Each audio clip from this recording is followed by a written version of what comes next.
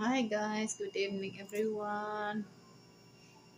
Tuwa na si Rere sa ihang room. Admit na siya. Traumatic yung operation guys. Ito ang mama o papa dito. Kami ni Ami sa room. Ang abangan. Please pray for Rere guys for his operation. Parang Tuesday. Yung mga successful ng operation. Thank you, thank you. O, i-appeal po sa pag-ampo. Guys, ang asawa ni Roy Martorillas kay operahan po siya sa heart karong October 11.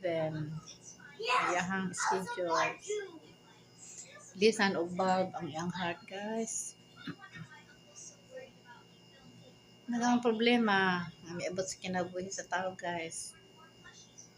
Yung anak gina, basta mag-alaga ta sa Ginoo, daghang mga problema maabot sa itong kinabuhi. Pero ang Ginoo, naa kanunay magatabang sa tanang magalistanan. Kung dili pa niya itugot nga matapos ang tao, guys, dili pa gyud na matapos. Pero kung iyan na yung kabubuton nga tapuson na ang tao, iyan ang kwaon. Wala na gyud tayo mahimo, guys, bisan pag-usanot og ampo.